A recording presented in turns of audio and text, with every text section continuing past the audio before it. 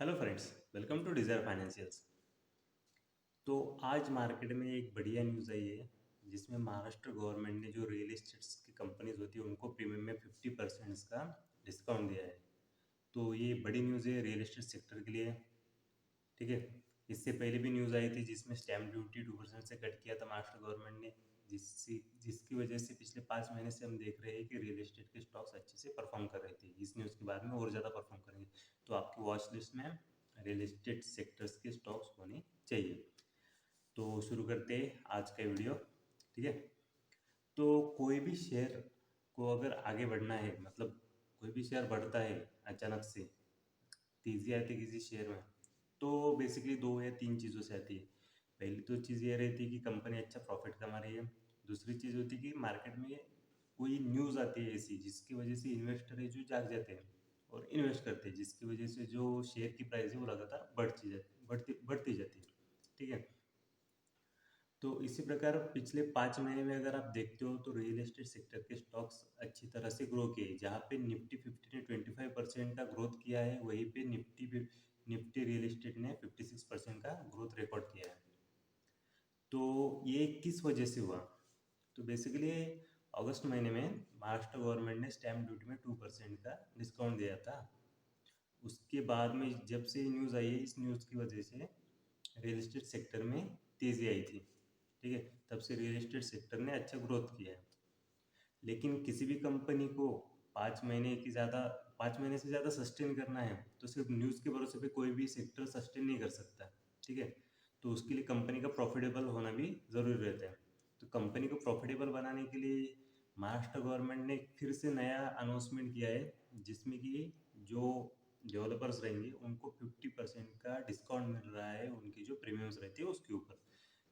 अभी इन चीज़ों का फ़ायदा क्या होगा? अभी इनका फ़ायदा ये होगा कि उनके पास में फंड इश्यूज जो चल रहे थे, फंड्स रहेंगे तो जो कुछ प्रोजेक्ट डिले हो रहे थे तो प्रोजेक्ट का डिले जो होना था वो रुक जाएगा, लाइन अप हो जाएगा सब, जिसकी वजह से उनका सेल्स बढ़ेगा तो प्रॉफिट बढ़ेगा तो शेयर की प्राइस जो है वो बढ़ती जाएगी।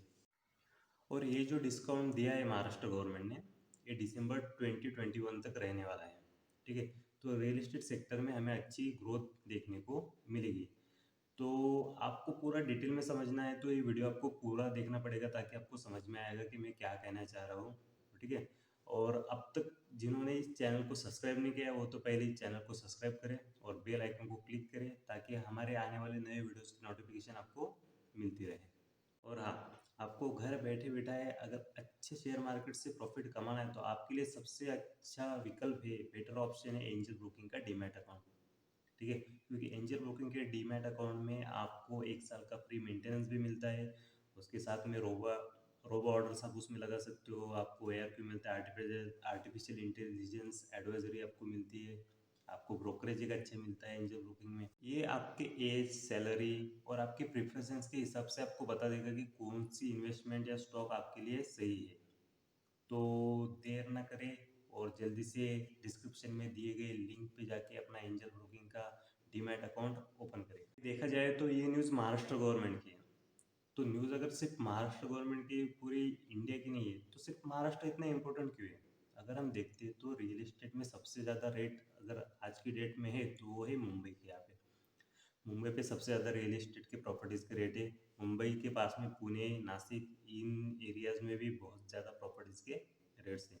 आप देखते हो तो इंडिया के बाकी जगहों से ज़्यादा ये मुंबई, पुणे, नासिक, लोनावला यहाँ पे प्रॉपर्टीज़ के रेट आपको ज़्यादा मिलेंगे। इसलिए जो भी डेवलपर्स हैं उनकी नज़र महाराष्ट्र के ऊपर है।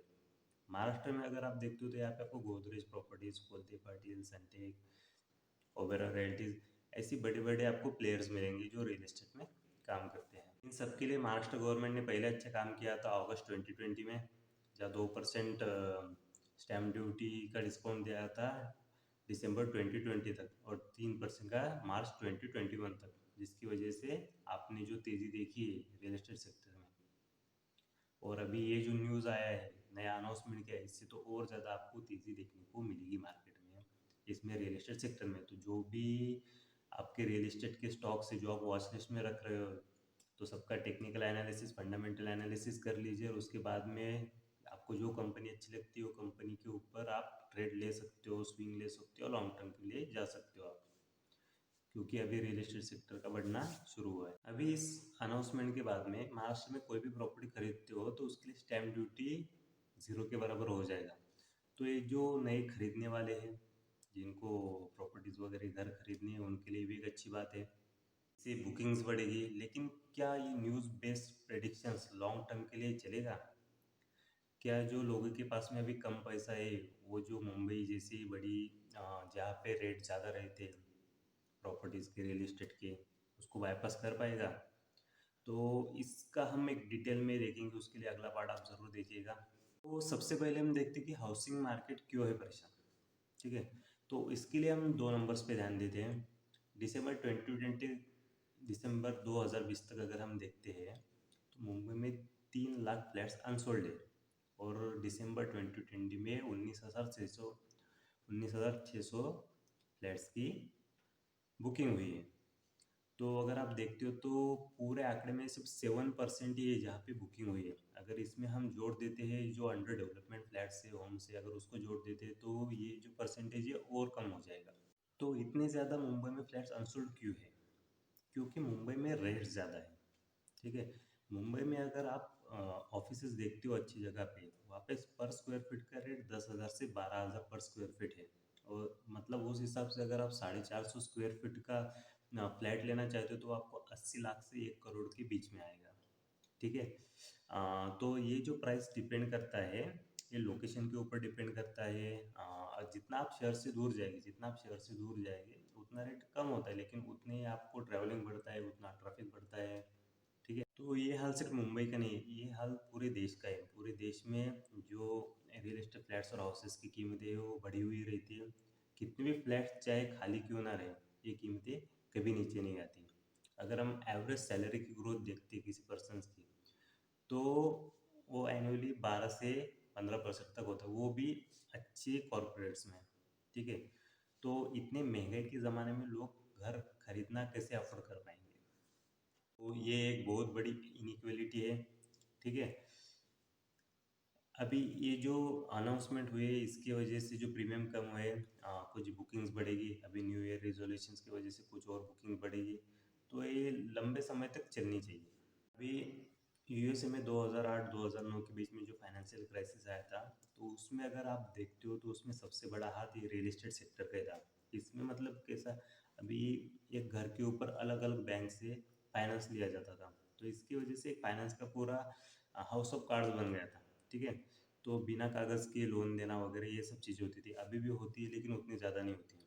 तो अगर आप इन्वेस्टर है तो आपको ये चीज़ें ध्यान में रखनी होगी कि आपको मोबाइल पे कभी ऐसे मैसेजेस आते हैं कि बिना डॉक्यूमेंट वेरिफिकेशन के आपको लोन मिलेगा 30 लाख का, 25 लाख का। अभी तो लोन लेते ही टाइम आप जाते हो बैंक में, जाते हो हाउसिंग लोन लेने के लिए, तो आपका पूरा डॉक्यूमेंट वेरिफिकेशन करते हैं। लेकिन आपको अगर ऐसे मैसेज आना चालू हो जाए कि हाउसिंग लोन बिना वेरिफिकेशन के, बिना डॉक्यूमेंट वेरिफिकेशन के आपको 30 लाख 50 लाख का हाउसिंग लोन मिलेगा, तो आप समझ लीजिए कि अब कुछ तो गड़बड़ होने वाली है।